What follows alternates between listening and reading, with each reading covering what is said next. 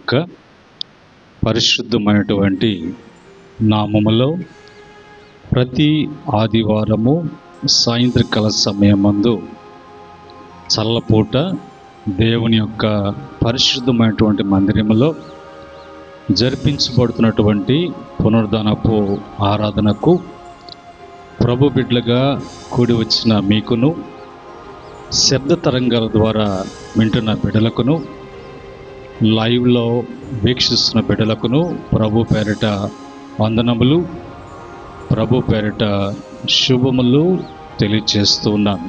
ప్రియమైన దేవుని బిడ్డలారా, ఈ యొక్క సమయంలో దేవుడు మనకై ఇచ్చినటువంటి వాక్యాన్ని ప్రభు ఆయన తన బిడ్డలను ఉద్దేశించి మాట్లాడబోతున్నటువంటి ఆయన వాక్యాన్ని ఈ సమయంలో చదువుకొని ప్రార్థనాపూర్వకంగా మనం ధ్యానం చేద్దాం.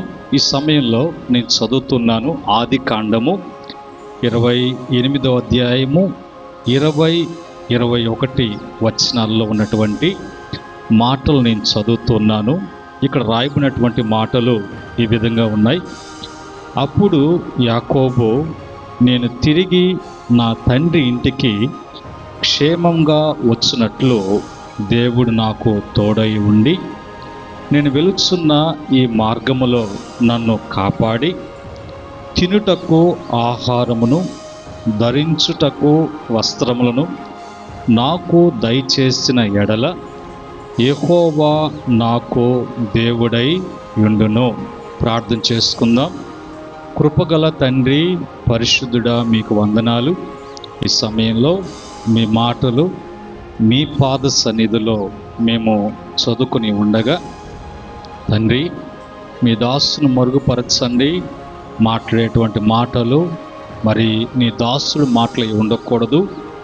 మీ మాటలు మీరు వివరించి మీ యొక్క బిడ్డలతో మీరు మాట్లాడమని యేసుక్రీస్తు నామములో అడిగి వేడుకుంటున్నాము తండ్రి, ఆమేన్. ప్రియమైన దేవుని బిడ్డలారా, ఈ సమయంలో మనము చదువుకున్నటువంటి యొక్క ఆది కాండము 28వ అధ్యాయంలో 10 నుంచి 22 వరకు చూసినప్పుడు ఇప్పుడున్నటువంటి సందర్భము యాకోబును గురించి రాయబడినటువంటి సందర్భం.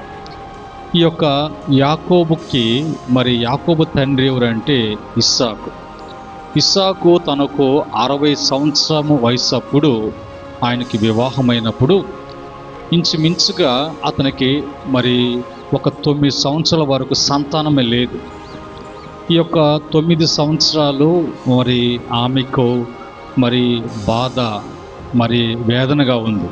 వివాహమైనా కూడా ఇన్ని సంవత్సరాలు సంతానం లేదు అన్నట్టుగా ఒక బాధలో ఉన్నటువంటి పరిస్థితుల్లో ఇస్సాకు ఆయన దేవుని సన్నిధిలో విజ్ఞాపన చేస్తాడు.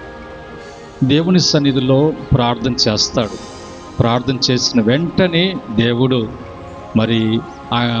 ఇస్సాకుకు సంతానం ఇవ్వటం, ఇస్సాకు రిబ్కాను జతపరిచినటువంటి దేవుడు జ్ఞాపకం చేసుకొని వారికి గర్భఫలం ఇచ్చారు. వారిలో ఆ గర్భఫలంలో ఏశావు, యాకోబు ఇద్దరు కూడా వాళ్ళు తల్లి గర్భములో వారు కమల బిడ్డలలాగా ఇద్దరు ఒకేసారి జన్మనివ్వటానికి. అయితే ఆ లోపల ఏశావుకును యాకోబుకును వైరాగ్యం జరుగుతున్నట్లుగా, ఇప్పుడు ఆమెకు లోపల వాళ్ళిద్దరూ కొట్లాడుకుంటున్నట్లుగా ఆమె కొంచెం బాధ అనిపించి దేవుని సన్నిధిలో, అయ్యా ఇదేంది, నాకు గర్భఫలం అడిగినప్పుడు గర్భఫలం ఇచ్చారు, లోపల ఏదో పోరాటం జరుగుతున్నట్లుగా ఉన్నదే అన్నట్టుగా ప్రభు సన్నిధిలో ప్రార్థన చేసినప్పుడు ప్రభు అంటాడు, నీ కడుపులో 2 జనాంగాలు ఉన్నారు, పెద్దవాడు చిన్నవాడికి దాసుడై ఉంటాడు కనుక నేను యాకోబుని ప్రేమించి తిని అన్నటువంటి మాట కూడా ప్రభు అంటాడు. ఆ యొక్క ప్రసవ దినాలలో మొదటికి ఎవరు రావాలి అంటే ఏశావు రావాలి, పెద్దవాడు. అయితే ఏశావు వెళ్తున్నప్పుడు ఏశావు యొక్క కాళ్ళు పట్టుకుంటాడు యాకోబు కడుపులో ఉన్నప్పుడే అలాగ బయటకు వస్తారు. ఈ విధంగా రావటము అనేది ఆమె చూసినప్పుడు దేవుని మాటలు జ్ఞాపకం వచ్చాయి. ప్రభు చెప్పాడు కదా, పెద్దవాడు కంటే చిన్నవాడు గొప్పవాడు అవుతాడని, పెద్దవాడు చిన్నవాడికి దాసుడు అవుతాడని అన్నట్లుగా ఆమెకు మనసులో అప్పటి నుంచే ఉంది, ఈ చిన్నవాడు వీడు గొప్పవాడు అన్నట్టుగా. ఆ చిన్నవాడు కూడా మరి అతను మరి ఎంతో సాధువుగా ఇంటి పట్టునే ఉంటూ మరి అందరితో కూడా తల్లికి లోబడినట్లుగా, బయట ఎట్లా తిరగకుండా, ఇలాంటి చెడు సహవాసాలు అని లేకుండా ఎప్పుడు కూడా ఇంటి పట్టునే ఒక మాటలో సాధువుగా ఉండేవాడు. అయితే ఏశావు వెళ్ళి అతను వేటాడి, చిన్నప్పటి నుంచి కూడా వేటాడడం, ఏదో ఒక రోజుకి ఒక జంతువుని మరి చంపి తీసుకురావటం, అలాగా పెరిగాడు. పెద్ద అయిన తర్వాత ఈ యాకోబు యొక్క మరి ఉన్నటువంటి మనసు ఎలాంటిదంటే మోసముతో కూడినటువంటిది. యాకోబు అనేటువంటి పేరుకి మోసగాడు అనేటువంటి అర్థం పలుకుతుంది. మరి యాకోబు చేసేటువంటి పనులు ఇంట్లో ఉన్న సాధువుగా ఉన్న అతను ప్రతి విషయంలో కూడా మోసముతో, పైకి మాత్రం బాగానే ఉన్నాడు, లోపల ఒక మోసముతో కూడినటువంటిది.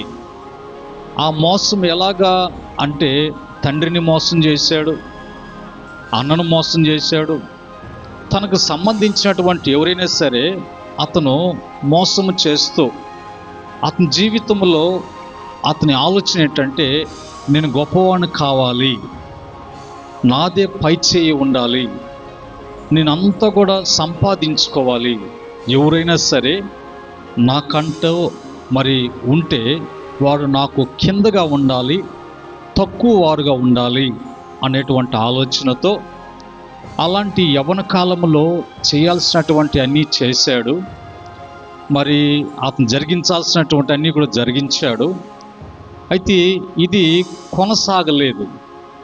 ఈ విధంగా ఈ ఆటలు ఆడుతూ ఉంటే, ఈ యవ్వనాన్ని బట్టి ఆడాల్సినటువంటి ఆటలన్నీ ఆడుతూ ఉంటే ఒక దినాన మరణము అనేది అతనికి సంభవించింది. సొంత అన్ననే మోసం చేశాడు కాబట్టి అన్న పగబట్టాడు, వీడిని ఏదో ఒక విధంగా వీడిని చంపేయాలి, వీడు బ్రతకటానికి వీలు లేదు. ఒకప్పట్లో నాకు ఆకలి వేసినప్పుడు వీడేం చేశాడంటే ఆ చిక్కుడుకాయల కూరబెట్టి నా జ్యేష్ఠపు హక్కుని ఎంతో మరి వంచనతో వాడు సంపాదించుకున్నాడు. సరే అనుకున్నా. అయితే నా తండ్రి వేటాడి తినటానికి మంచి జంతువును వేట తీసుకొనిరా, బాగా వండి నాకు పెట్టు ఏశావు, తండ్రిగా నేను ఆస్వాదించవలసినటువంటి ఆశీర్వాద వచనాలు నీ మీద నేను పలుకుతాను, దాన్ని బట్టి నీ వంశవాళ్ళు గొప్పగా ఆస్వాదించబడుతుంది అనేటువంటి మాట చెప్పినప్పుడు ఆ మాట తల్లి వినింది, యాకోబు విన్నాడు. ఏసేవు అనేటువంటి వాడు ఒళ్ళంతా కూడా రోమములు కలిగినటువంటి వాడు, యాకోబు సాధువుగా ఉన్నటువంటి వాడు కాబట్టి సాధారణంగా ఉన్నటువంటి వాడు. అయితే అక్కడ గొర్రె చర్మను కప్పుకొని ఆ వేట మాంసం ఆ గొర్రెలను మేకలను ఏదో కోసి ఆహారం పెట్టిన తర్వాత తండ్రి అడుగుతాడు, స్వరము చూస్తే యాకోబు, తవిడి చూస్తే ఏసేవుగా ఉన్నావు అన్నట్టుగా మరి తవిడి ఆ ఆశీర్వాదం ఏంటో అతనికి ఇచ్చేస్తాడు. అది ఏసేవుకు బాధ అనిపిస్తుంది.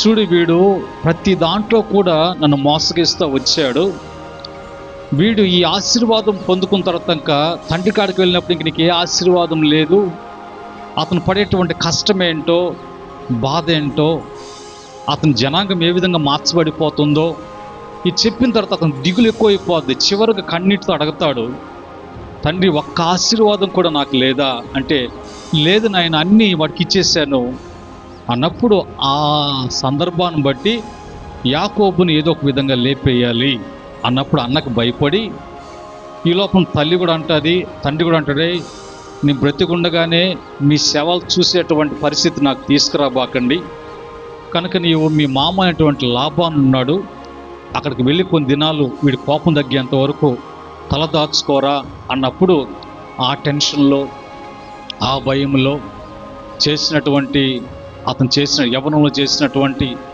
విచ్చలవిడి తన ఇష్ట ప్రకారంగా అవన్నీ కూడా జ్ఞాపకం వచ్చి చివరికి అతనికి మరణ భయంతో అతను పారిపోయినట్లుగా, ఆ పరారులో ఉన్నటువంటి సందర్భంలో మరి అన్న ఎక్కడ వెనక్కి వస్తాడని ప్రయాణం చేసి అతని నుంచి మించుక ఇంకా పొద్దుపోతున్నప్పుడు ఇంకా నడవలేక అలసిపోయి అతను మరి ఒక ప్రాంతంలో కొంచెం మనం బస చేసి విశ్రాంతి తీసుకొని అప్పుడు వెళ్ళొచ్చులే, పొద్దుపోయింది కదా అన్నట్టుగా అక్కడ పడుకున్నప్పుడు అక్కడ దైవ దర్శనం కలుగుతుంది.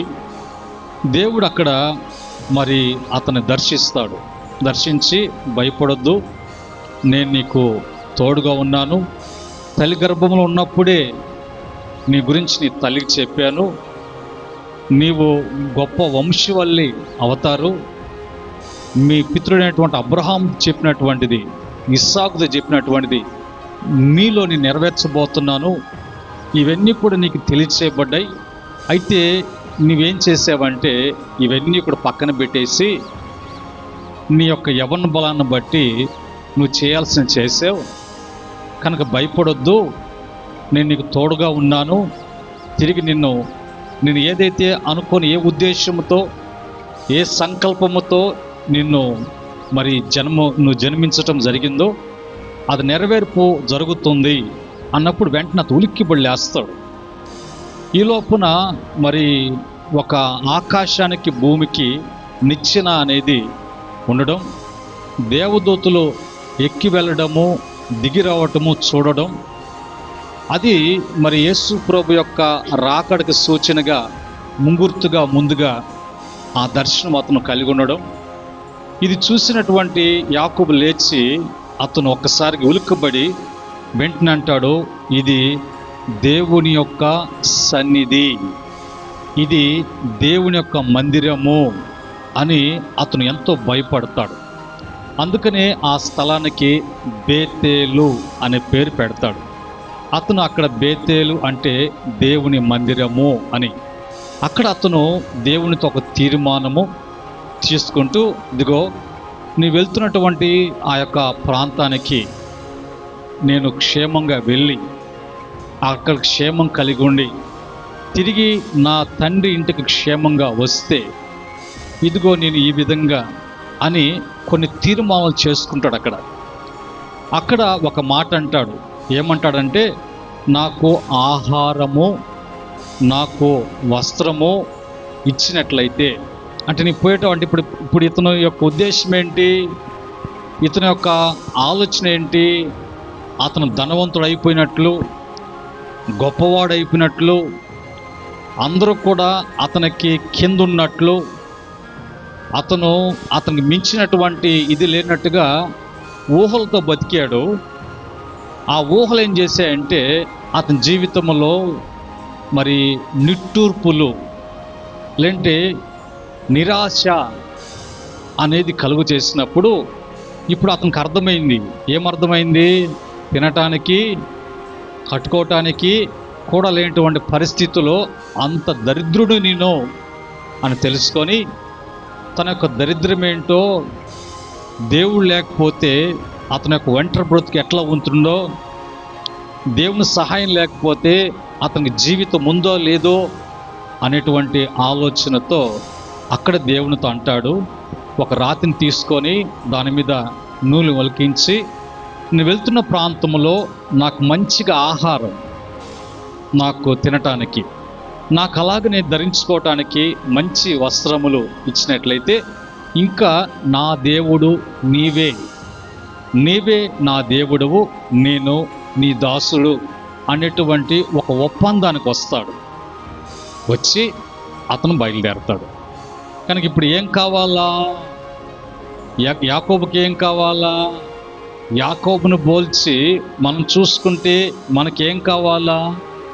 అపోస్తలుడైన పౌలు గారు ఒక దగ్గర అంటాడు, ఈ లోకంలో ఉన్నటువంటి నీ యొక్క మనసుని అడి ఆశలు కలిగి తిరగకుండా నీ ముందు దేవుడు ఏది ఉంచాడో, ఏది ఇచ్చాడో దాన్ని తిని సుఖపడు.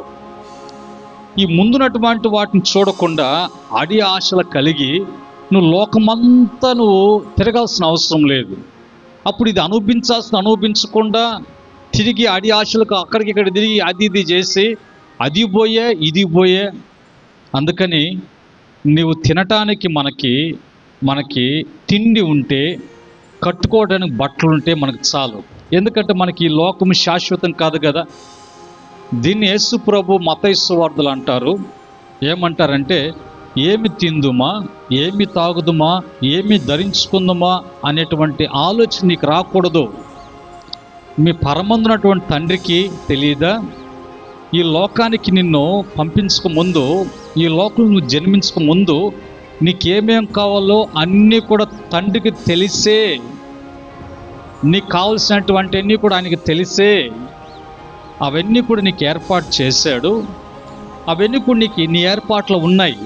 అయితే నువ్వు ఎవరు ఏర్పాట్లో ఉండాలి, ఎవరి ఉద్దేశంలో ఉండాలి, ఎవరి సంకల్పంలో ఉండాలి, ఏ క్రమంలో ఉండాలి అని నీకు తెలిస్తే, ఇప్పుడు ఏం తిందుమా, ఏమి తాగుదుమా, ఏమి ధరించుకుందామా అనేటువంటి ఆ యొక్క టెన్షన్ నీకు ఉండదు. ఆ యొక్క తొందరపాటు లేంటే ఆ యొక్క ఒత్తిడి నీకు ఉండవు అని అక్కడ అడవిలో ఉన్నటువంటి పుష్పాలు, మరి ఈ లోకంలో చిన్న పిట్టలుగా పక్షులుగా ఉన్నటువంటి వాటి జీవితాలు, వాటి పోషణ. ఒక పిట్టను చూడండి, ఆ పిట్ట దాని యొక్క ఆకారం ఎంత, దాని నోరెంత, అది ఉన్నటువంటి దాని యొక్క జీవితకాలం ఎంత. అయితే దాన్ని దేవుడు ఎంత చక్కగా పోషిస్తున్నాడు. ఒకసారి ఒక ప్లేట్ తినదు, దాని కడుపు కావాల్సినటువంటి ఎన్ని మెతుకులు కావాలో, ఏ టైంలో తింటుందో, ఎలాగ తింటుందో, తిని దానికి ఎలాగ జీర్ణం కావాలో, ఎలాంటి ఆరోగ్యం కావాలి, ఎలాంటి భద్రత ఉండాలి, ఎలాంటి గూడు ఉండాలి, దానికి చాటైనటువంటి మరి పక్షి ఏ విధంగా ఉండాలి, తన సంతానం ఎట్లా ఉండాలి అనేది దేవుడు అంత చిన్న పిట్ట గురించి ఆలోచన చేస్తున్నాడు. అయితే నీవు సాధారణమైనటువంటి వ్యక్తి కాదు.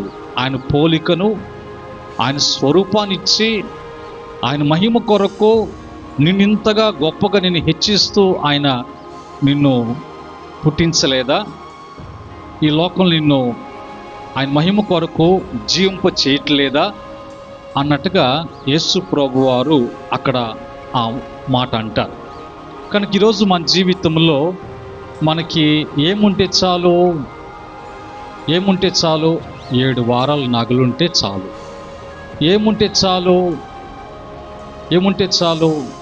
అంటే ఇంకా మనకున్న ఆశలు ఉంటాయి. ఒకసారి ఒక అతనికి ఆ దినాల్లో 500 రూపాయల నోటు కొత్తగా వచ్చింది. 500 రూపాయల నోటు తీసి జోబులను తీసినా కూడా ఆ నోటును బట్టి ఇది పెద్ద రిచ్ మ్యాన్ అన్నట్టుగా. ఆ తర్వాత అది కొంతకాలం తర్వాత 1000 రూపాయలు, 2000 అట్లా వచ్చాయి. అది వచ్చిన తర్వాత 500 రూపాయల నోట్లు అన్నీ సేకరించి, అన్నీ కొత్త నోట్లే, ఆ జీతం తీసుకున్న 500 రూపాయల నోట్లే. ఎక్కడైనా మరి డబ్బులు వచ్చినా, గవర్నమెంట్ ఎంప్లాయీ అతనికి బాగా డబ్బు వస్తుంది, వాటన్నిటిని కట్టలు కట్టుకొని వాటిని మరి బీరువాలో కొన్ని లాకర్స్ ఉంటాయి కదా, ఆడబెట్టుకొని ఉదయం లేగానే ప్రార్థన చేసుకుంటాడో లేదో తెలియదు.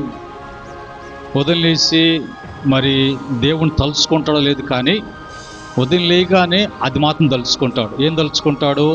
500 రూపాయలను తలుచుకొని ఒక సాంబ్రాన్ కడ్డీ ప్యాకెట్ కూడా తెచ్చుకొని ఆ యొక్క మరి క్రిస్టియనే దానికి వెలిగించుకొని అట్ట అనేసి మళ్ళీ మొత్తం లెక్క పెట్టుకుంటాడు. ఎన్ని కట్టలు ఉన్నాయి, ఎన్ని కట్టలు అయినాయి, ఇంకెన్ని కట్టలు కావాలా అన్నట్టుగా మళ్ళీ అట్ట అని అనుకుంటూ ఉన్నాడు.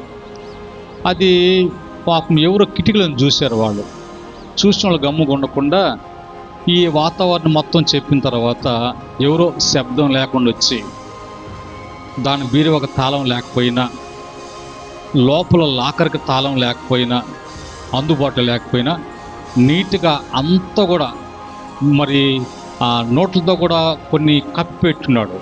అన్నిటిని కూడా నీట్గా సర్దుకొని తీసుకెళ్ళిపోయాడు. ఇప్పుడు వాక్యం అంటుంది, ఆ విధంగా ప్రభు నీకు ఏర్పాటు చేశాడు. ఏ వయసుకి ఏ జీవితానికి, ఏ కుటుంబానికి, ఏ ఎదుగుదలకు, ఎప్పుడు, ఎంత, ఏ సంపాదన అనేది ప్రభు ఏర్పాటు చేశారు.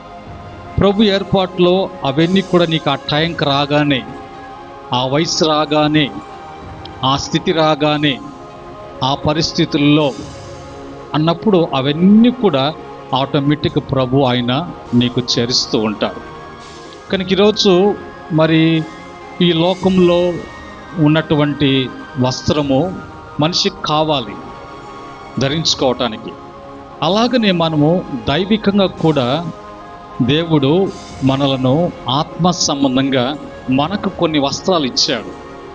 ఒకవేళ ఈ వస్త్రము మనకు సరిగా మరి సమృద్ధి లేకపోయినా దైవికంగా ఆత్మ సంబంధంగా ప్రభు కొన్ని వస్త్రాలు మనకిచ్చాడు. ఆ వస్త్రాలు ఇవ్వటానికి కారణం ఏంటి అని అంటే, ఆది కాండంలో మనము ఆదాము అవ్వ వాళ్ళ యొక్క మరి జీవితాలకు వెళ్ళినప్పుడు దేవుడు వారికి మొదటగా మహిమను వస్త్రంగా ధరింపజేశాడు. ఏదెన్ తోటలో వాళ్ళు మహిమను వస్త్రంగా ధరించుకున్నారు, ప్రకాశిస్తున్నారు. పాపము చేసిన తర్వాత ఆ మహిమ అనేది విడిచిపెట్టి వెళ్ళిపోయింది. అప్పుడు అనిపించింది వాళ్లకు దిగంబరులుగా ఉన్నాము అని.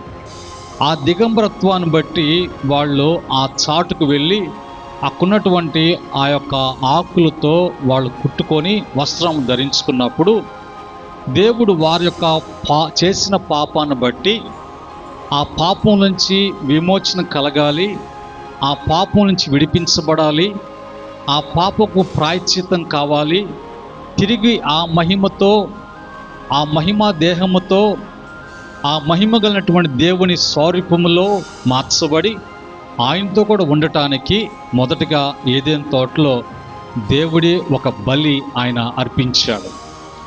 ఆ బలి అర్పించి ఆ బలి జరిగినటువంటి ఆ యొక్క పశువు యొక్క తోలును తీసి వస్త్రములుగా వీళ్ళకి ధరింపచేసి పంపించాడు.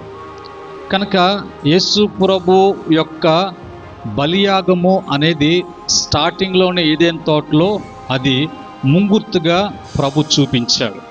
ఇప్పుడు ఆ వస్త్రము ధరించిన తర్వాత ఇప్పుడు వాళ్ళకి దిగంబరులు అనిపించలా. వాళ్ళ యొక్క శరీరం అంతా కూడా బాగా కప్పుకున్నట్లుగా, వాళ్ళు సంతోషంగా ఆనందంగా ఉన్నట్లుగా. అయితే ఇదే విధంగా మరి మహిమతో ఉంటే ఈ వస్త్రాలు మనకు అవసరం లేదు. మహిమ కోల్పోయింది. ఆ మహిమ మరి తిరిగి మనం ధరించుకోవటానికి, వస్త్రముగా ప్రకాశించడానికి, క్రీస్తు పోలిగా మార్చబడటానికి కొన్ని వస్త్రాలు ఈ లోకంలో జీవించినంత కాలము మనకు ఆ వస్త్రాలు అవసరం. ఆ వస్త్రాల గురించి మనం ఆలోచన చేయాలి. కానీ మరి మిగతా మనకి కావలసినవి కావాలి, కానీ వాటి గురించి మనం ఎక్కువగా ఆలోచించాల్సిన అవసరం లేదు. ప్రభు ఇస్తాడు. అయితే ప్రభు ఇచ్చేటువంటి వస్త్రాలు ఏంటి? మొదటిగా చూద్దాం. రక్షణ వస్త్రము. మొదటి వస్త్రము రక్షణ వస్త్రము. యెషయా గ్రంథము 61వ అధ్యాయము 10వ వచనంలో ఉన్నటువంటి మాట చదవబడలేదు, మీరు రాసుకుంటా పోతుంటే చాలు. అక్కడ రక్షణ వస్త్రము. రెండవదిగా నీతి వస్త్రము. యెషయా గ్రంథము 61:10 ప్రకారంగా నీతి వస్త్రము. మూడవదిగా స్తుతి వస్త్రము. యెషయా గ్రంథము 61:3.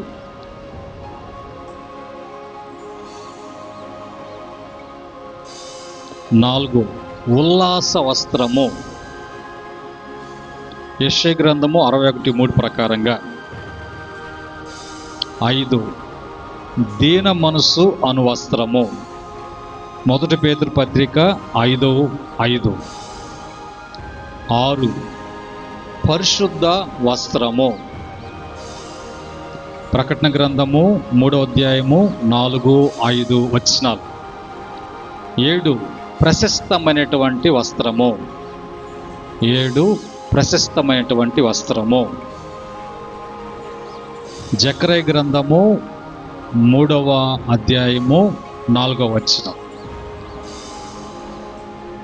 మామూలుగా మనము ధరించుకునేటప్పుడు మనకు వస్త్రాలు ఏ విధంగా తయారవుతాయి, ఏ విధంగా తయారు చేయబడినటువంటి వస్త్రాలు మనం వేసుకుంటాము అని అంటే 3 రకాలుగా వస్త్రాలు తయారవుతాయి. మామూలుగా లోకములో 3 రకాలుగా.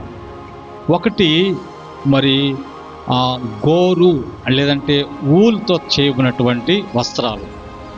ఊలుతో చేయబడినటువంటి వస్త్రాలు ఎట్లాగా అంటే గొర్రె కానీ మేక కానీ వాటిని యొక్క బొచ్చుని మరి వాళ్ళు తీసి వాటిని మరి మృదువుగా ఉన్నటువంటి ఆ ఎంటుకను తీసుకొని వాళ్ళు మరి వస్త్రాలుగా తయారు చేస్తారు.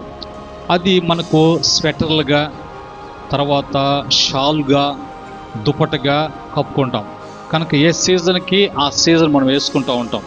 చలికాలం వస్తే ఏం చేస్తాం, అందరమే అవి ధరించుకుంటాం. అది ఊలుతో చేసినటువంటి మేక గొర్రెల యొక్క చర్మంతో చేసినటువంటిది. రెండవదిగా పత్తితో చేస్తారు, కాటన్ పత్తితో. ఈ పత్తి అనేది దేంతో చేస్తారు? పత్తి మొక్కలతో మరి వాటిని చేస్తారు.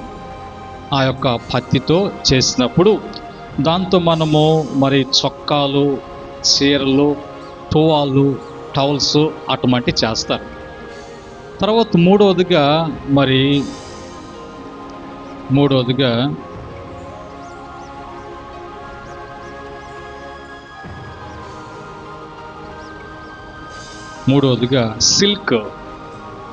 సిల్క్తో చేస్తారు. ఇది మరి పట్టు పురుగులతో చేస్తారు. ఇట్లాగా మరి ఈ యొక్క 3 విధాలుగా వస్త్రాలు మనకు తయారైతే అప్పుడు మనము వాటిలో పట్టుతో చేసినటువంటిది మనం పట్టు చీరలు పట్టుతో చేసుకుంటాం, సిల్క్ అలాగా. అంటే ఈ వస్త్రాలకు మనం చాలా ప్రాధాన్యత ఇస్తాం. వెళ్తున్నప్పుడు మరి ఏ చీర తీసుకోవాలి, పోయినసారి కూడా తీసుకోవాలి, ఈసారి మాత్రము ఎట్టా ఒకటి ఏం చీర తీసుకోవాలా, పట్టు చీర తీసుకోవాలా అన్నట్టుగా. ఎండాకాలం రాగానే వెంటనే ఏం ఆలోచన చేస్తారు, కాటన్ చీరలు కావాలి. ఎందుకంటే కాటన్ చీర ఏం చేస్తుంది, చెమట లాగేస్తుంది. చలికాలం వచ్చినప్పుడు వెంటనే మరి ఊలుతో చేసినట్టు స్వెటర్లతో కూడినటువంటి కొంచెం బాగా దిట్టంగా ఉన్నటువంటి ఇట్లాగ వీటి గురించి మనం ఆలోచన చేసి ఏ సీజన్కి ఆ సీజన్ బట్టలు మనం రెడీ చేసుకుంటాం. అట్లాగనే మరి అట్లా వేసుకున్నప్పుడు మన శరీరానికి ఎంతో క్షేమంగా, హాని లేకుండా, మరి కొంచెం ఆరోగ్యంగా ఉండటానికి, ఇంకొక రకంగా అందం కూడా ఉండటానికి, ఎండబెట్ట తగలకుండా. చలికాలంలో పట్లగా పగిలిపోతుంటుంది. ఎందుకు పగిలిపోతుందంటే నువ్వు సోపు రుద్దుకోలేదులే సరిగా, కాదు చలికి తగిన బట్టలు వేసుకోకపోతే అట్లా అవుతుంది. ఎండాకాలం ఎందుకు మొంగులాగా వస్తుంది అంటే దానికి తగినటువంటి బట్టలు వేసుకోకపోతే, దానికి తగినటువంటి మరి ఏర్పాటు చేసుకోకపోతే. ఇంత జాగ్రత్తలు తీసుకుంటాం మన దేహానికి. కానీ ఈ దేహము మునుపు మహిమ కలిగినటువంటి దేహం. ఈ దేహానికి ఇవి ఉండాలి, వేసుకోవాలి. ఇంతకన్నా ఆత్మీయంగా, దైవికంగా, ఆధ్యాత్మికంగా మనకి వస్త్రాలు ఉంటే మనం సేఫ్. ఆత్మీయంగా, దైవికంగా మనం ఈ వస్త్రాలతో ఉన్నప్పుడు దుష్టుని ప్రభావము, అపవాది యొక్క తంత్రములు మనమంతా కూడా ఒక దినాన రెప్పపాటులో తిరిగి ఆ మహిమను మనం పొందుకొని ఆ మహిమా వస్త్రములతో పరలోకానికి ఎత్తబడటానికి ఈ వస్త్రాలు ప్రభు ఇచ్చాడు నీకు. ఈ రక్షణ వస్త్రం ఉంటే నువ్వు రక్షణ అనేది నీ కాపుదల ఉంటుంది.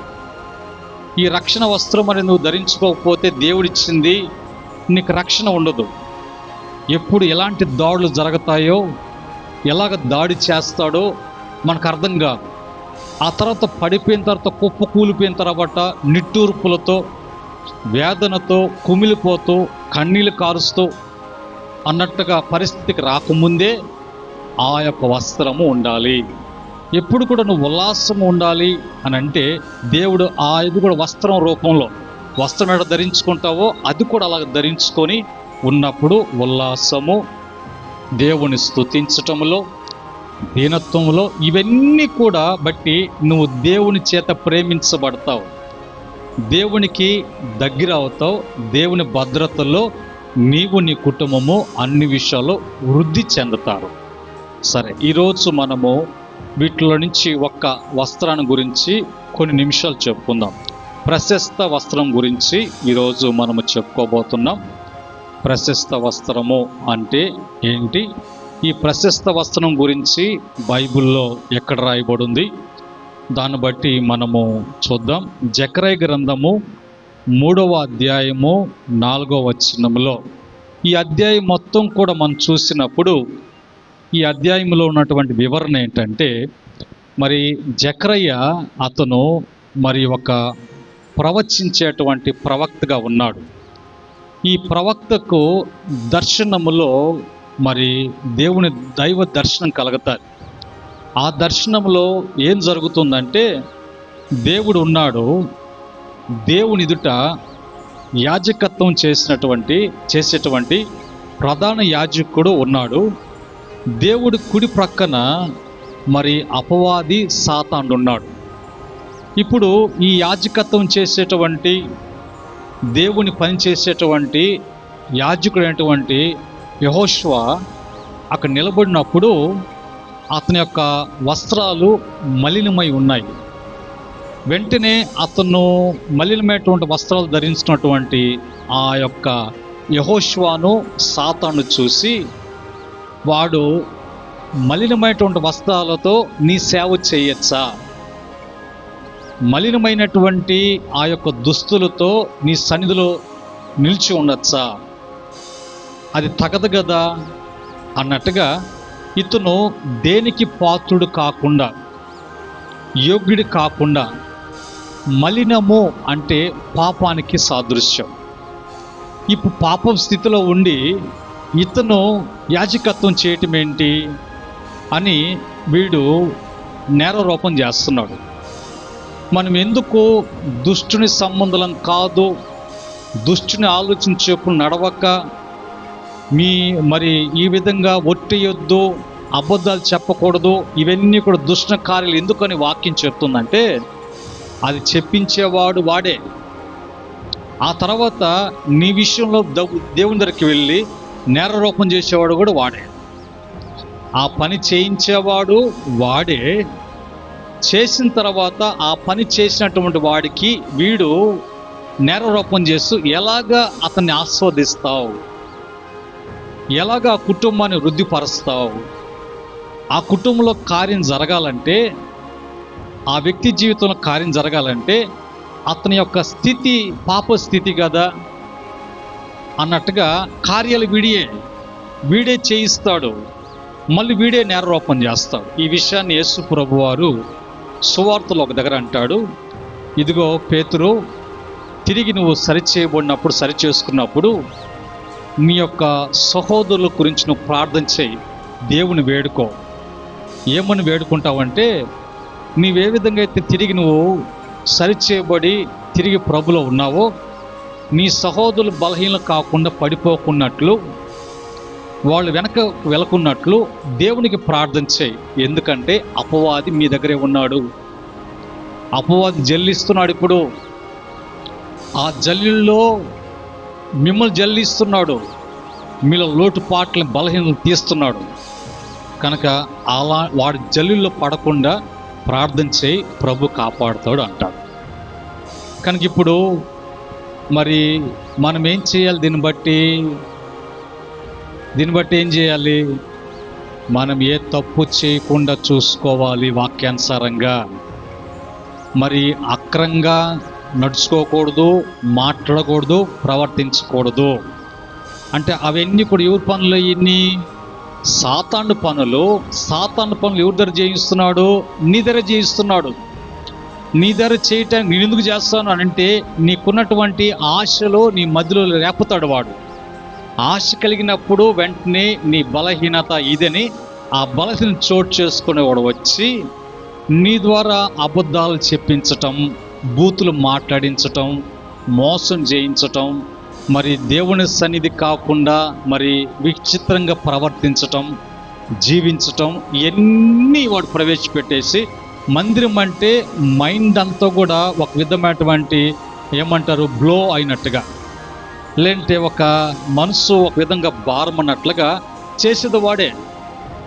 మళ్ళీ ఇక్కడికి వచ్చిన తర్వాత దేవుడు మందిరం నుంచి ఆస్వాదించేటప్పుడు వాడు అంటాడు, ఇక్కడ మీరు విజ్ఞాపన చేయమని, మిమ్మల్ని ప్రార్థన చేయమన్నప్పుడు మీరు ప్రార్థన చేసేటప్పుడు ప్రభా ఈ కుటుంబాన్ని దీవించంటే వెంటనే దేవుడు మన ప్రార్థన వినగానే దీవించడానికి అన్నప్పుడు వెంటనే వాడు అంటాడు, వాళ్ళు చర్చికి రాకపోయినే, వాళ్ళు బైబిల్ చదవరు కదా, వాడిని భయం లేదు కదా, ఈమె ప్రార్థన చేసిన వెంటనే ఎట్లా ఆస్వాదిస్తావు అంటే వాడు పని ఏంటి, నేరారోపణ చేసే పని. అందుకని నువ్వు ఎట్లా ఉండాలి, దీన్ని బట్టి బుద్ధి తెచ్చుకొని, ఇంకేం తెచ్చుకొని, తర్వాత బుద్ధితో కూడా ఏం తెచ్చుకొని, సిగ్గు తెచ్చుకొని, సిగ్గుతో కూడా ఏం తెచ్చుకొని, భయం తెచ్చుకొని, తర్వాత జాగ్రత్త కలిగి ఆ పనులు చేయకుండా, ఈ పనులు ఎవరి పనులు, వాడివి కనుక ఇప్పుడు నువ్వు వాడు పనులు చేసిన తర్వాత మళ్ళీ వాడు ఏం చేస్తాడు, నీ మీద చెప్పేసి అది చేసేదానికి లేదు, ఇది చేస్తే. అట్లాగా యెహోషువ విషయంలో వచ్చి నిలబడినప్పుడు దేవుడు వెంటనే గద్దించి అక్కడున్నటువంటి దూత అంటది, ఇదిగో ఈ మలిన వస్త్రం తీసివేసి ఈ ప్రశస్తమైన వస్త్రాలు అతను ధరింపచేయండి అనే సందర్భం అక్కడ జరిగింది. కానీ ఇప్పుడు దేవుడు ఏమై ఉన్నాడు, ప్రేమ స్వరూపై ఉన్నాడు. నీవు పాపము చేస్తున్నావు, పాపంలో ఉన్నావు, పాపం జరిగిస్తున్నావు అని నేను విడిచిపెట్టాడు ప్రభు. ఆ పాపంలో నుంచి విడిపించి, తొలగించి, పరిశుద్ధపరిచి, కృప చూపించి, నీవు నీతిగా, పరిశుద్ధముగా, నువ్వు గౌరవంగా, నువ్వు గొప్పగా జీవించాలి నా బిడ్డలు అని ఆయన ఉద్దేశం. కానీ మనం ఏం చేస్తున్నాం, వీటన్నిటికీ కూడా రివర్సే. వాడిగా ఒక క్రియలు, వాడి యొక్క కార్యక్రమాలు, వాడి యొక్క తలంపులు, వాడి ఉద్దేశాలు నెరవేర్చేటువంటి వారంగా మనం మారిపోతున్నాం.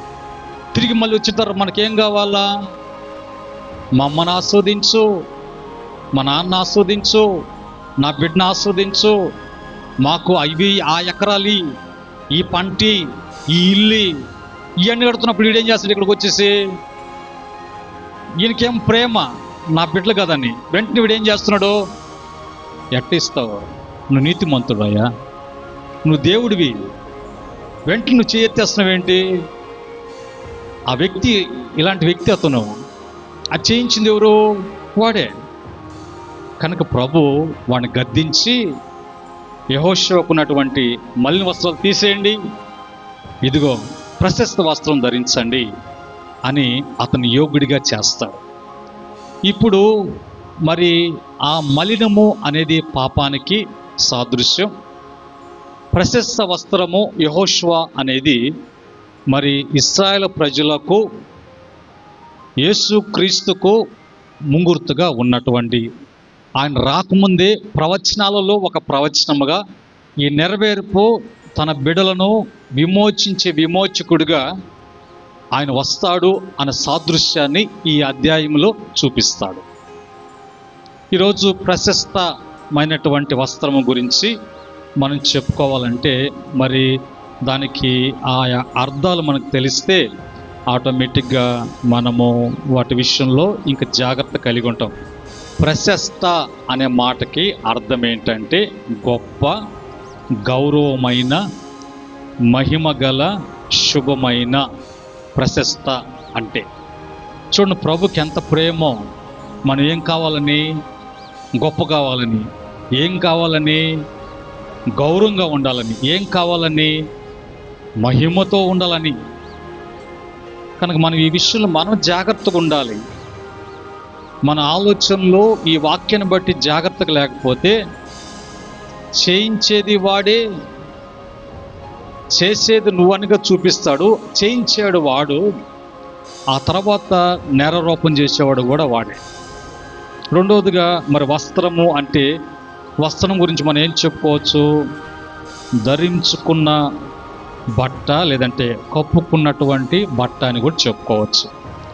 ఈ క్రమంలో మరి బైబిల్లో నుంచి మరి ప్రశస్త వస్త్రము అని అంటే ఏంటి, మలిన వస్త్రము అంటే ఏంటో కొన్ని మాటలు మనం చెప్పుకొని దేవుని యొక్క సన్నిధిలో మనం ముగించుకుందాం.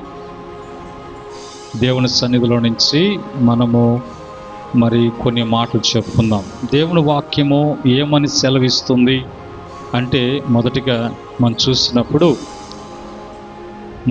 చూసినప్పుడు దేవుని వాక్యములో ప్రశస్త వస్త్రము గురించి చూసినప్పుడు మరి మొదటిగా మలిన వస్త్రము అంటే ఏంటో చూద్దాం. మలిన వస్త్రం అంటే పాపము, అపవిత్రత.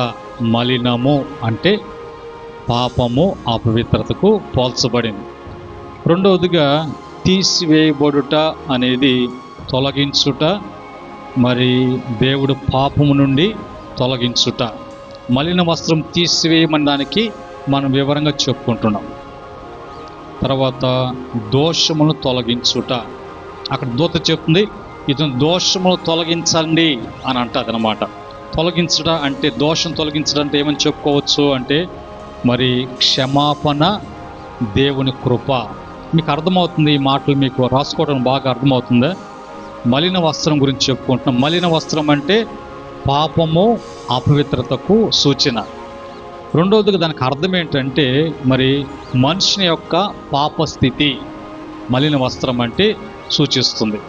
రెండవదిగా తీసివేయుడి అనేది అక్కడ దూత చెప్తుంది. తొలగించుట, మరి దేవుడు పాపం నుంచి తొలగించుట అని అర్థం చేసుకోవాలి. మూడవదిగా దోషము తొలగించుడి, దోషం తొలగించుట అన్నదానికి మూడవదిగా క్షమాపణ, దేవుని కృప మనకి ఉంది. దేనికి? తొలగించడానికి. ఏం తొలగించడానికి? దోషము తొలగించడానికి. ఏ దోషము? పాపం వలన కలిగేటువంటి దోషం. తర్వాత మరి నాలుగోదిగా ప్రశస్త వస్త్రము. దానికి ప్రశస్త వస్త్రానికి మహిమ కలిగినటువంటి వస్త్రము. దానికి అర్థం ఏంటి అంటే దేవుని యొక్క నీతి. దేవుని యొక్క నీతి.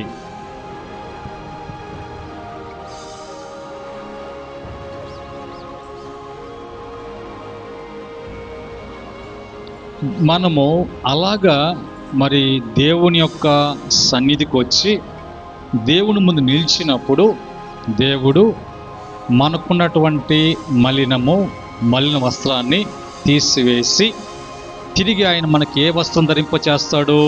ప్రశస్తమైనటువంటి, అంటే దాంట్లో ఒక మీనింగ్ మహిమ. ప్రశస్త వస్త్రం ధరింపచేసి, ఆ ధరింపచేయటానికి దేవుడు ఏం చేస్తున్నాడు? మన పాపాలని క్షమిస్తున్నాడు, మన దోషముల్ని తీసివేస్తున్నాడు, వాటన్నిటిని కూడా తొలగించి మనల్ని ఇప్పుడు ఏం చేస్తున్నాడంటే మరి సంఘములో కానీ, సమాజంలో కానీ, కుటుంబంలో కానీ ఒక గౌరవము, ఒక గొప్పతనము, ఒక ఏం చెప్పచ్చు, ఇంకా ఏం చెప్పచ్చు, ఒక మరి ప్రఖ్యాతి అనేది మనకి కలుగుతుంది. ఇది ఎవరి వలన కలుగుతుంది అంటే బైబిల్ చెప్తుంది, యేసుక్రీస్తు ద్వారానే మనకు ఇవి కలుగుతుంది. ఎందుకంటే మనం ఇప్పుడు పాపాలను తీసివేయటానికి వచ్చాడు. నశించిపోతున్న దాన్ని వెతికి రక్షించుట కొరకు మనిషి కుమారుడు వచ్చాడు. ఈరోజు మనలో ఉంటున్న మలినమైనటువంటి పాపాన్ని తీసివేసి ఈరోజు తిరిగి మనలందరూ కూడా ఆయన మహిమగా మార్చబడటానికి యేసుక్రీస్తు ద్వారానే ఇది సాధ్యము. మనుషుల వలన, ఇంకొక దాని వలన, దేని వలన కూడా ఇది జరిగేటువంటి పరిస్థితి కాదు. కనుక దీనికి మనం ఒకవేళ మరి రెఫరెన్స్ చెప్పుకోవాలంటే దేవుని యొక్క క్షమాపణ, క్షమము అంటే ఏంటంటే మరి మొదటి యోహాను పత్రిక 1వ అధ్యాయం 9వ వచనములో ఉన్నటువంటి మాటలు మనం చదివితే అక్కడ రాయబడినటువంటి మాట ఏంటంటే, దేవుడు వెలుగులో ఉన్న ప్రకారము మనము కూడా వెలుగులో నడిచిన ఎడల, మన పాపములు మనం ఒప్పుకున్న ఎడల, అంటే ఎప్పుడు తెలుసా మనకి పాపమని? ఆయన వెలుగుగా ఉన్నట్లుగా, ఆయన వెలుగై ఉన్నట్లుగా మనము కూడా వెలుగు సంబంధాలుగా వెలుగులో నడుస్తున్నప్పుడు మన పాపములేంటో, మన దోషములేంటో అవి మనకి తెలియచేయబడతాయి. కాబట్టి ఇప్పుడు మన పాపం మనకు ఒప్పుకున్న ఎడల ఆయన నమ్మదగిన వాడు, నీతిమంతుడును, క్షమించి పవిత్ర చేయను అంటూ కింద యేసు రక్తము ప్రతి పాపముల నుంచి మనల్ని పవిత్రులుగా మార్చును. అది ఈ యొక్క నెలంతా కూడా మనం గుడ్ ఫ్రైడే వరకు ఈ మాటలన్నీ కూడా మనం ధ్యానం చేస్తూ ఉంటాం. ఇవన్నీ తెలుసుకొని మనం జాగ్రత్త పడటము, మనకిచ్చినటువంటి వస్త్రాలని ధరించుకోవటము, ఏ విధంగా ధరించుకోవాలి, ఎలా ధరించుకోవాలి, ఇవి తెలుసుకుంటూ ఆ వస్త్రాలన్నింటినీ కూడా మనం వస్త్రాలు ఎట్లా ధరించుకుంటామో అలాగా. అంటే ఇప్పుడు నువ్వు స్తుతిస్తూ ఉంటే నువ్వు ఏం కప్పుకున్నట్లు? స్తుతి. అట్లాగా నువ్వు దీనుడిగా తగ్గించుకున్నప్పుడు నీకు ఏ వస్త్రం ఉన్నట్లు? ఎప్పుడు కూడా ఎన్ని వచ్చినా కూడా ఎప్పుడు కూడా దేవుని స్తుతి. మరి సంతోషంగా ఉంటే ఏ వస్త్రం ధరించుకున్నట్లు? సంతోష వస్త్రం అంటే ఉల్లాస వస్త్రం. అట్లాగనే మనం ఏది చేస్తున్నా కూడా ఒక ధైర్యంగా ముందుకు వెళ్తూ ఉన్నామంటే ఏ వస్త్రం ధరించుకున్నట్లు? రక్షణ. అట్లాగా మనం ఎప్పుడు కూడా మరి ఈ తప్పులన్నీ చేయకుండా వీటి నుంచి విడిపించబడిన తర్వాత ఇంక ఏ పొరపాటు చేయకుండా, ఎక్కడ కూడా ఏలెత్తి చూపించకుండా, విమర్శించకుండా, మన గురించి వెనక ముందు కూయకుండా, ఈ పదం బాగుంటుంది కదా, కూయకుండా, అంతే కదా, అడగకుండా, మనల్ని విమర్శించకుండా జాగ్రత్తగా ఉన్నప్పుడు ఆ ప్రశస్త వస్త్రం నీకు దేవుడిచ్చినట్లుగా ఆ మహిమ నీకుంది. కాబట్టి ఇప్పుడు నీకు గౌరవము, నీకంటూ ఒక గొప్పతనము, నీకంటూ ఒక మర్యాద వచ్చినప్పుడు వెంటనే ఏం చేస్తావు? కాలు మీద కాలు వేసుకొని ఒకళ్ళు మీసాలు ఉంటే కాదు. ఈ యొక్క గొప్పతనము నా దేవుని వల్ల వచ్చింది కాబట్టి నా దేవుని ఎప్పుడు కూడా నేను విడిచిపెట్టను. నా దేవుడు ఇచ్చినట్టు వస్త్రాలను ఎప్పుడు కూడా పోగొట్టుకోను, మలినమ కాకుండా నేను చూసుకుంటాను అని జాగ్రత్త పడినంత కాలం నీవు దేవుని యొక్క భద్రతలో, కాపుదలలో ఉంటావు. ఈ సంభాషణ దేవుని సన్నిధిలో జరిగింది. దేవుడున్నాడు, దేవుని దూత ఉంది, యాజకుడు ఉన్నాడు, లేదంటే మానవుడు ఉన్నాడు అనుకుందాం. అక్కడ మరి అతని యొక్క ధరించిన వస్త్రము మలినము. ఎందుకు ఆ మలిన వస్త్రం అంటే మనం చెప్పుకున్నాం. ఈ మలిన వస్త్రాన్ని బట్టి మలినం కావడానికి కారకుడు ఎవరు? అపవాది. మళ్ళీ వచ్చి దేని గురించి మాట్లాడుతున్నాడు? దాని గురించి మాట్లాడుతున్నప్పుడు ఎవరికి అర్థమైంది విషయము? దేవునికి అర్థమై వాడిని ఏం చేశాడు?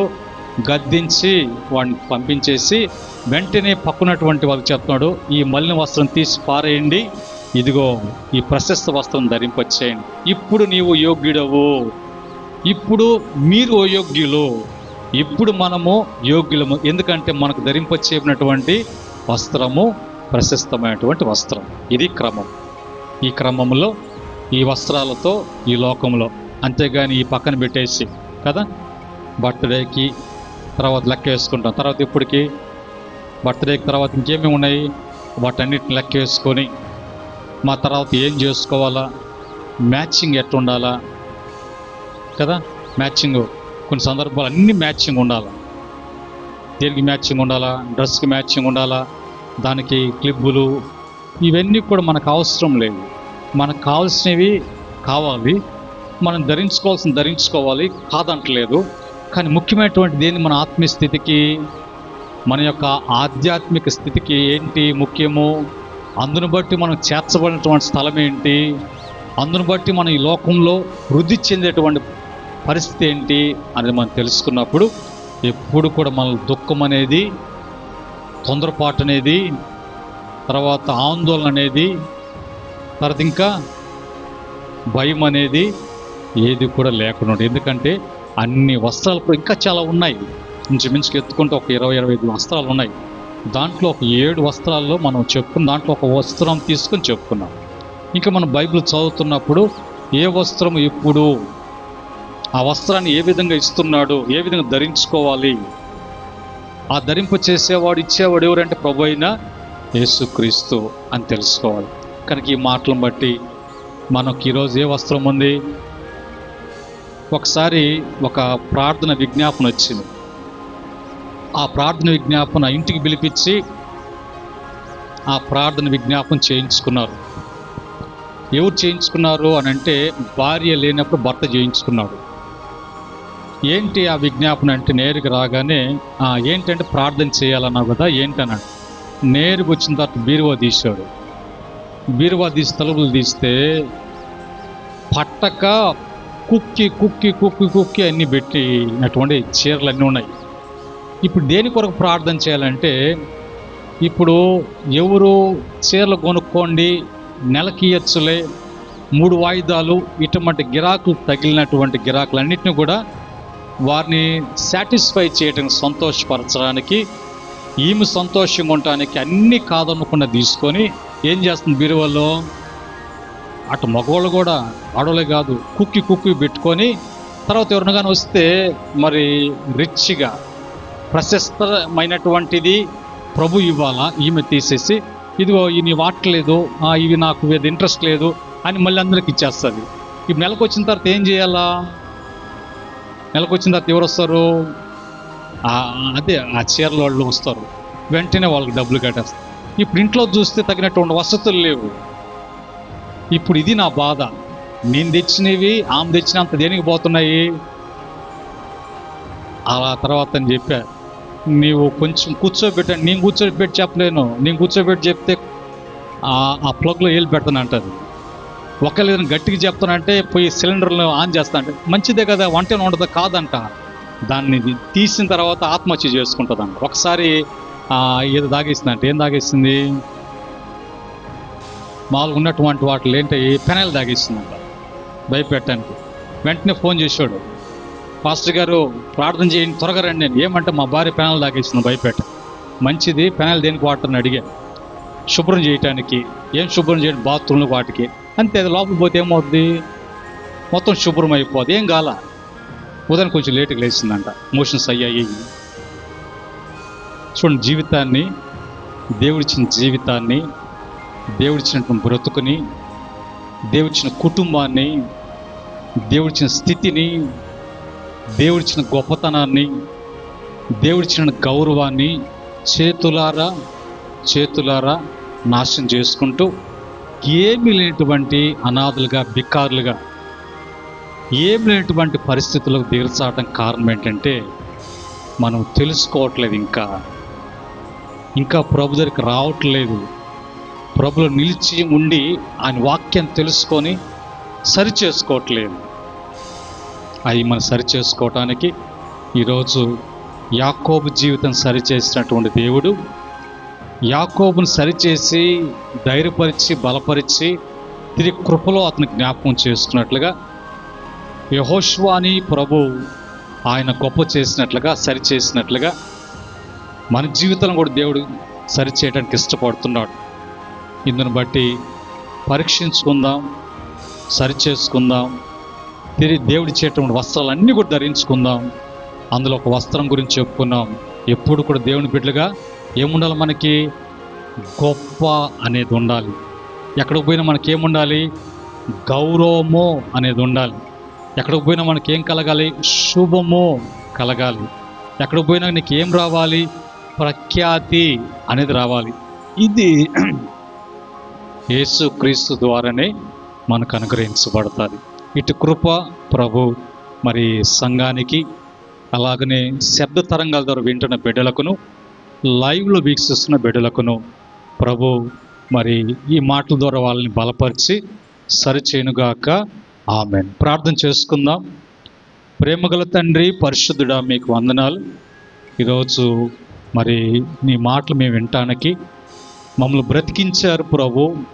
మేము బ్రతికి ఉన్నామంటే మేము పాపంలో ఉండి మరణించి నరకానికి పోకుండా, పాపము చేస్తూ పాప పతన అవస్థలో మేము ఉండకుండా ఈరోజు మా యొక్క పితరుడైనటువంటి ఆదాము అవ్వ మహిమను కోల్పోయినట్లుగా మీరిస్తున్నటువంటి ప్రతి వస్త్రాన్ని మేము ధరించుకోకుండా మాకున్నటువంటి వస్త్రాలు లోక సంబంధంగా, బాహ్య సంబంధంగా వాటిని ధరించుకుంటూ దానివలన గొప్ప గౌరవము అని మేము చూపించుకోవటం కాదు, అది మలిన వస్త్రము అని తెలియచేస్తూ మీరిచ్చేటువంటి ఆ వస్త్రాల్లో మేము కలిగి ఉండటానికి, దీని ద్వారా బిడ్డలు అందరూ కూడా గొప్ప గౌరవము, ఖ్యాతి కలిగి ఈ లోకంలో జీవించే కృప యేసుక్రీస్తు అనుగ్రహించమని, అలాగే మీ కార్యం జరిగించమని విన్న బిడ్డల జీవితాల్లో సరి చేసుకున్న కృప దయచేయమని యేసుక్రీస్తు నామములో అడిగి వేడుకుంటున్నాము తండ్రి, ఆమేన్. పరమందు దేవుని ప్రేమ, రక్షకుడైనటువంటి యేసుక్రీస్తు కృప, పరిశుద్ధాత్మ కన్యను సహవాసం, సంగముగా కూడి వచ్చిన బిడ్డలకును, శబ్ద తరంగాలు వింటూ ఆలోచన చేస్తున్న బిడ్డలకును, మరి లైవ్లో వీక్షిస్తున్న బిడ్డలకును, సకల పరిశుద్ధులకును ఆయన దాసులకును సదా తోడై నడిపించునుగాక, ఆమేన్. దేవుడు మిమ్మల్ని మీ కుటుంబాలను దీవించి వృద్ధిపరచునుగాక, దైవాశీస్సులు కలుగునుగాక, ఆమేన్.